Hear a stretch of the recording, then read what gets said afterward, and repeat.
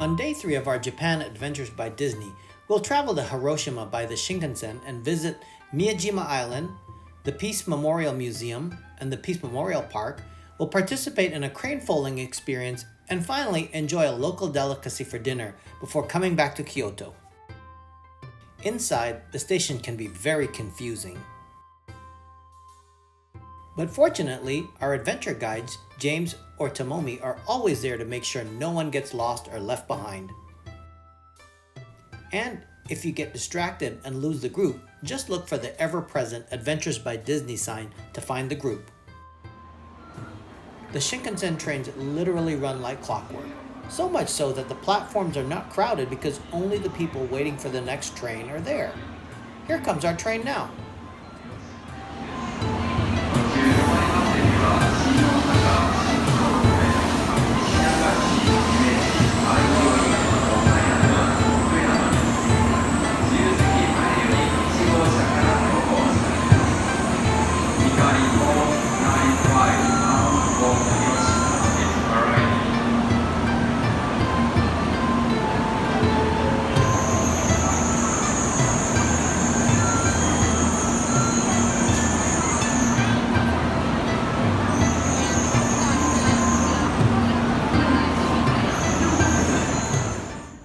It's hard to tell how fast we're going, but the Shinkansen trains can attain speeds of 270 kilometers or 180 miles per hour. To get a sense of the speed, look at the houses closer to the train.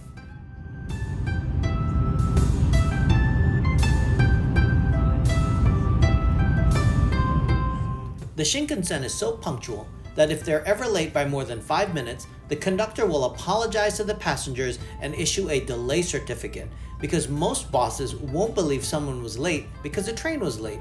In 2018, the average delay was 42 seconds. Here you'll see another Shinkansen passing by going in the other direction.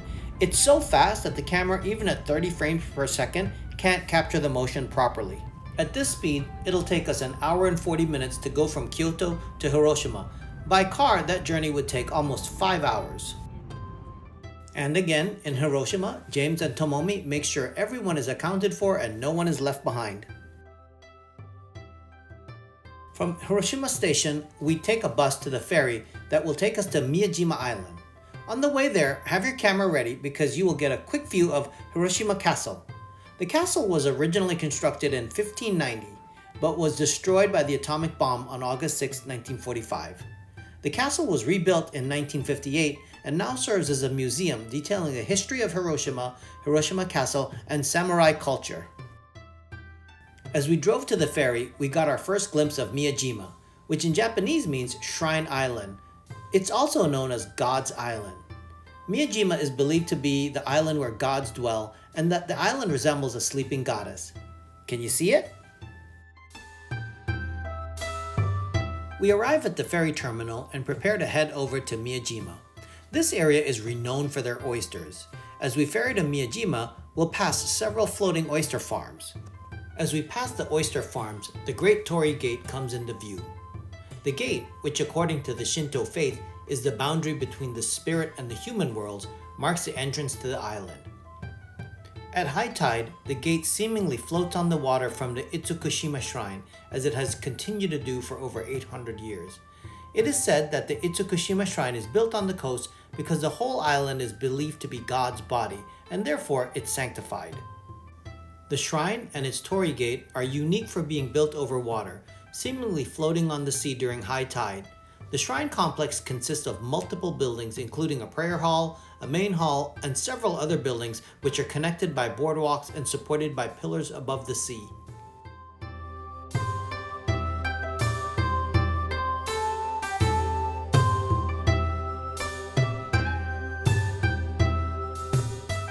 Here is a closer look at the oyster farms as we pass by on the ferry to Miyajima Island.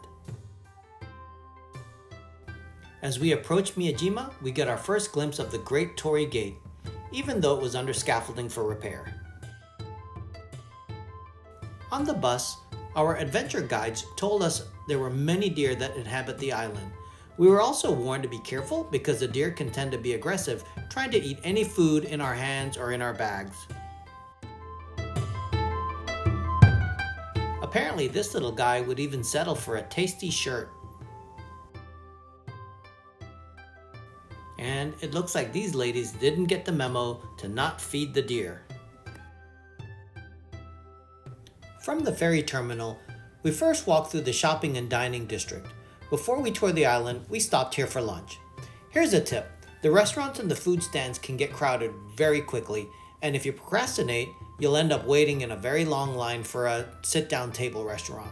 I know this may be only your second day in Japan and you want to try something special. I'd recommend that you stop at the first place to eat that just suits you and try one of the food stands that have less of a crowd. You'll have plenty of other opportunities to find that special dish you're looking for during this trip, especially the next night with the optional trip to Osaka's famous Dotonbori district. Today, just get some food to eat. We ended up waiting for a sit-down restaurant, and I of course had to try the oysters that the area is so famous for. After lunch, we began our tour of the island. The first sight you'll notice are the many stone lanterns that line the path to the shrine.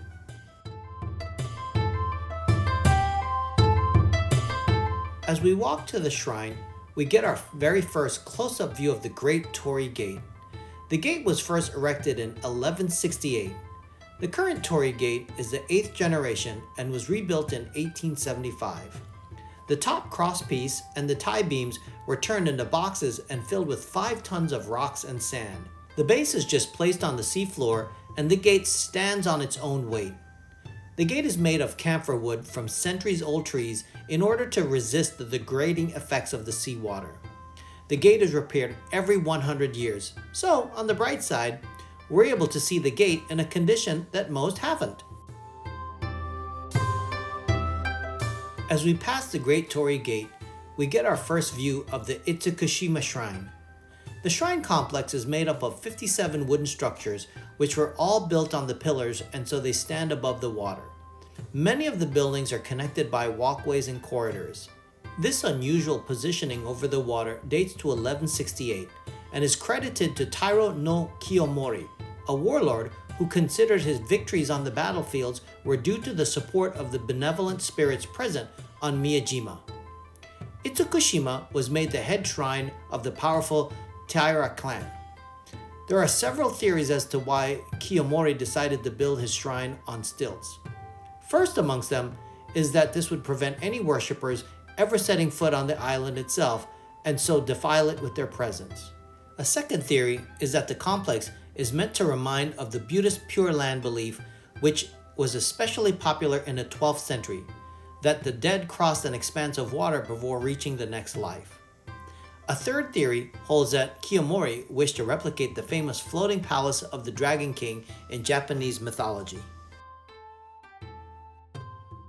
At shrines, large water-filled basins are used by worshippers for washing their left hand, their right hand, their mouth, and finally the handle of the water label to purify themselves before approaching the main Shinto shrine.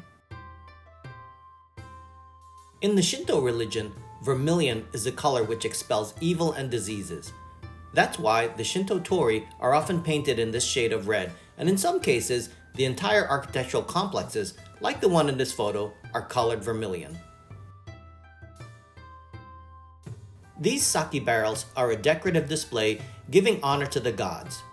Traditionally, the people of Japan have always had a connection between the gods and the sake they produce. Each year, many barrels of sake are donated. The sake is used for religious festivals, and the barrels form a unique display outside the shrine. Here you see one of the many lanterns that line the walkways. During our visit, the tide was low, and you could see the sea floor. Here you can see the stilts that elevate all the buildings, bridges, and walkways.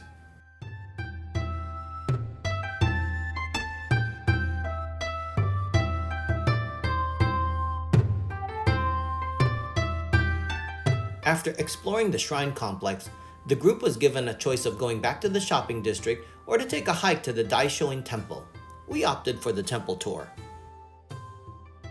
The temple is located at the base of Mount Maisen, so it offers a more wooded and hilly terrain than the shrine complex being over the water. The green and lush environment causes moss to grow on many of the trees. At the bottom of the temple, we came across some stairs that led to the main temple complex. Instead of taking the stairs, our expert guide took us on a small pathway up to the main buildings filled with 500 statues. Each statue represents a Buddhist monk who is an actual disciple of Buddha. Each of their faces is totally unique. In them, you can see every conceivable human trait and emotion: wisdom, pain, happiness, fulfillment, frustration, intelligence, and even pride. They're also dressed in wool hats, and some have scarves. These are usually knitted by local residents and patrons to the temple and renewed each year as an offering to the statues. The practice of knitting or crocheting wool hats for statues isn't entirely unique to Miyajima. A possible origin for this practice comes from Kasajizo, a Japanese children's story. As the story goes, one day, in the snowy country, there lived an incredibly impoverished elderly couple.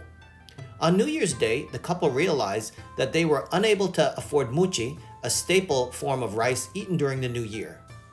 The old man decided to go into town and to sell his homemade kasa, but his endeavor proved unsuccessful. Due to the horrible weather conditions, the old man gave up the task and made his trek back home. In the blizzard, the old man came across a line of Jizo statues, to whom he decided to give his kasa as an offering, as well as to keep their heads clear of snow. However, he only had enough kasa on hand to give it to all but one statue. He gave the remaining statue his hand towel and went on his way. Upon returning home, he relayed the scenario to his wife, who praised him for his virtuous deed without criticizing his ability to purchase any New Year mochi. That evening, while the couple was asleep, there came a heavy thumping outside the house. They opened the door to find a great pile of treasures consisting of such goods as rice, vegetable, gold coins, and mochi. The old couple watched on as the Jizo statues marched off into the snowy distance. Having repaid the old man for his selflessness, the couple was able to celebrate the new year. On reaching the temple, we find that it is very peaceful and it has a magical feel to it. Because it's up on a hill, it had great views over the bay and the surrounding area. In one of the buildings, the walls were lined with small wooden akalas lined up in rows. In Buddhism, akala is an immovable protector of the Dharma, which represents cosmic law and order. So, the akala is a protector of cosmic law and order. After visiting the temple complex, we started to make our way back to the ferry. We took a wooded path through the foothills where we came across this sign. It looks very old. As a photographer, I'm always looking for the right angle to capture the landscape. The hardest thing about photographing Japanese gardens is that they're designed to look beautiful from any angle, so there's just not one main spot to try to capture all this beauty.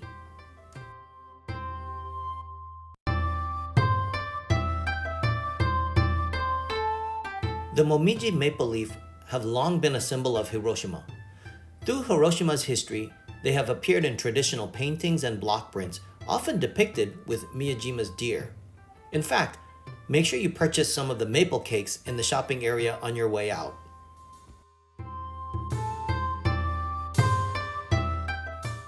If you didn't get a chance to purchase the maple cakes, you never know, your adventure guide might just surprise you with one. The confection is a buckwheat and rice cake shaped like the Japanese maple leaf, and it's a local specialty on the island of Miyajima. It is typically filled with red bean paste. Next, we board the bus to head to the Hiroshima Peace Museum and the Memorial Peace Park.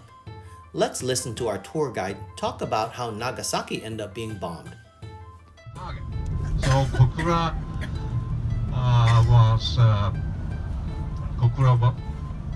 very fortunately, Kokura was not selected as the second target. Nagasaki, it was cloudy. It was cloudy. So if they don't drop the bomb, they have to carry it back. But they are not able to land because the bomb is so big and heavy, so they have to abandon in the ocean. So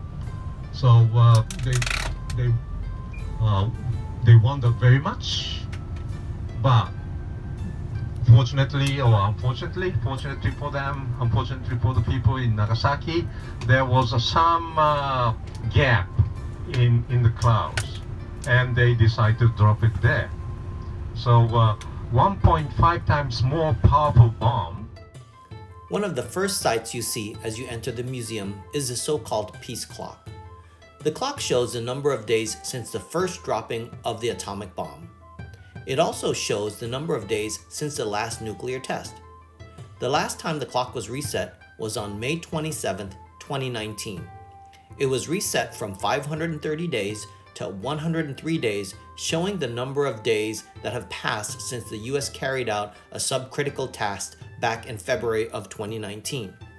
We visited the Peace Museum on September 30th, 2019, hence the 230 days on the clock.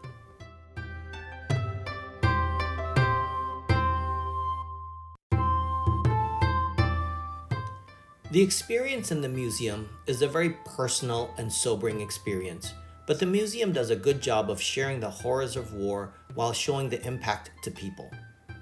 One of the people we came to learn about was a girl named Sadako Sasaki.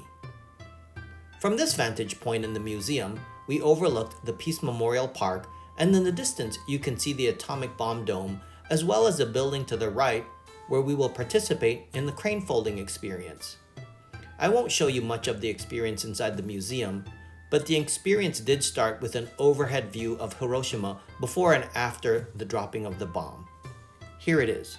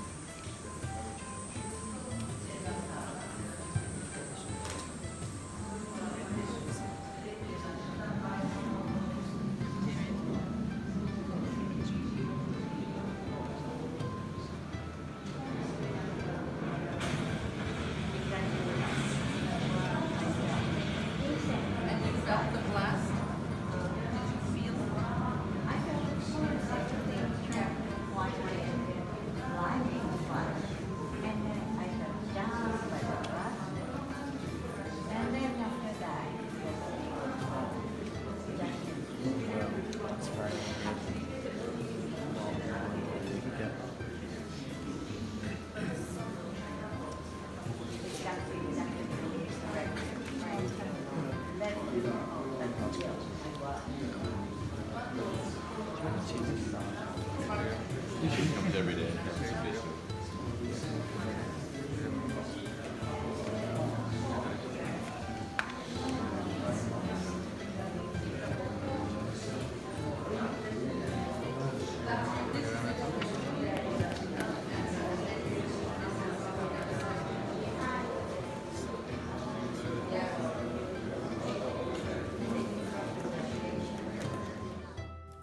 As we leave the Peace Museum, we enter the Peace Memorial Park. The purpose of the Peace Memorial Park is to not only commemorate the victims, but also to establish the memory of nuclear horrors and advocate for world peace. The first monument we see as we enter the park is the Memorial Cenotaph. The saddle-shaped monument covers a cenotaph holding the names of all the people killed by the bomb. The monument is aligned to frame the peace flame and the A Bomd dome. The cenotaph carries the epitaph, which in English translates, "Please rest in peace, for we," or they, "shall not repeat the error." In Japanese, the sentence's subject is omitted, thus it could be interpreted as either "we shall not repeat the error" or "they shall not repeat the error." This was intended to memorialize the victims of Hiroshima without politicizing the issue, taking advantage of the fact that polite Japanese speech typically demands lexical ambiguity in the first place. The epitaph was written by Tadayoshi Saki, professor of English literature at Hiroshima University. He also provided the English translation, "Let all the souls here rest in peace, for we shall not repeat the evil." On November 3rd, 1983, an explanation plaque in English was added in order to convey Professor Saika's intent that "we" refers to all humanity, not specifically the Japanese or Americans, and that the error is the evil of war. Perhaps, unsurprisingly, the ambiguity of the phrase has the potential to offend. Some right-wing circles in Japan have interpreted the words as an admission of guilt, implicitly reading it as, "We, the Japanese people, shall not repeat the error," and they criticize the epithet as a self-accusation of the Japanese Empire.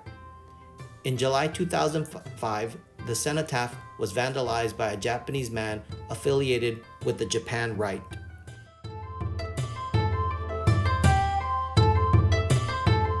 Our next stop was the Children's Peace Monument. The Children's Peace Monument is a monument for peace to commemorate Sadako Sasaki and the thousands of child victims of the atomic bombing of Hiroshima. The monument has a figure of Sadako Sasaki at the top holding a wire crane above her head and a boy and a girl at her side. Sasaki was a victim of the atomic bombing when she was 2 years old. She lived about 1.6 kilometers from the hypocenter, and she survived the initial bombing. Though severely irradiated, she survived another 10 years. Sadako grew up like her peers and became an important member of her class relay team. In November 1954, the year before her death, Sasaki developed swellings on her neck and behind her ears. In January 1955, she was diagnosed with leukemia. She was hospitalized on February 20th, 1955, and given no more than a year to live. Shortly before she passed, she had a vision to create 1,000 cranes. Japanese tradition says that if one creates 1,000 cranes, they are granted one wish.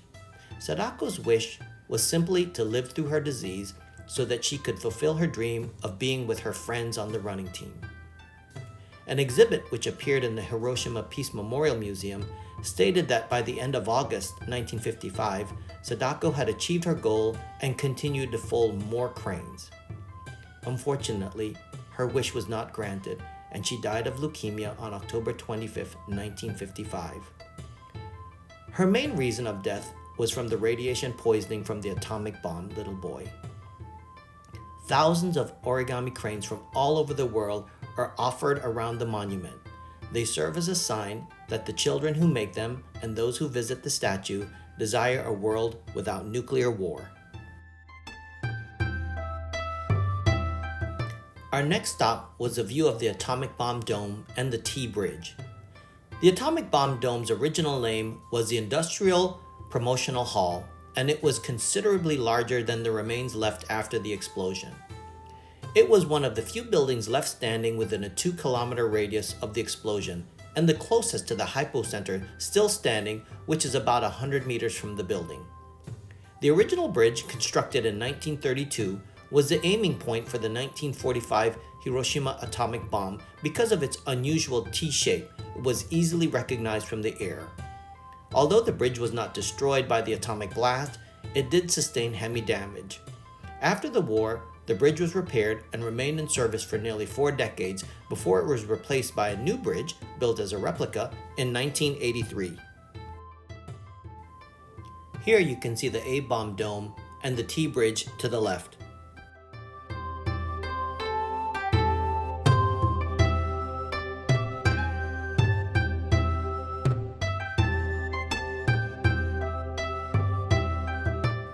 Here you can see the A Bomd dome and the T-Bridge from the venue where we did the crane folding experience.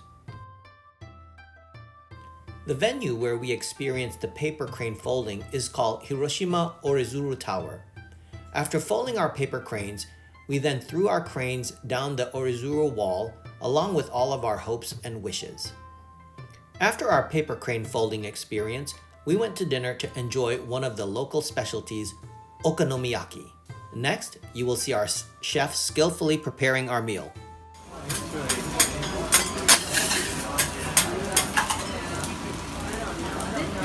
Oh, here comes the egg. Forgot about that.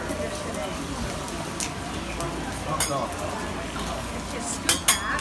I know, I already looked to see if there was a knob for that. There is. Is there down there? Yeah.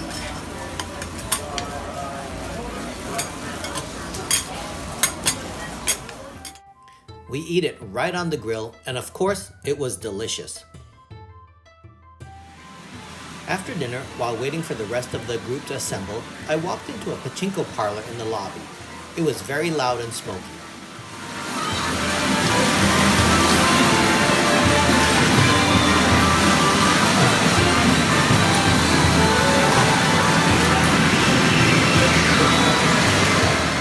I'm not sure I was supposed to be there to take video. I think the guy in the back was coming to kick me out. We head back to Hiroshima Station for our Shinkansen ride back to Kyoto. And of course, our train arrives on time, and since it was a very long day, it was a very quiet ride back to Kyoto. So that's it, guys. That was our day in Miyajima and Hiroshima. It was a great day. So I'll continue to post the rest of the Adventures by Disney Japan trip. So if you want to see those, go ahead and hit the subscribe button and hit the notification bell so you know when I post those videos. And again, this channel is always going to be about travel, food, and photography. So thanks, guys. Thanks for watching.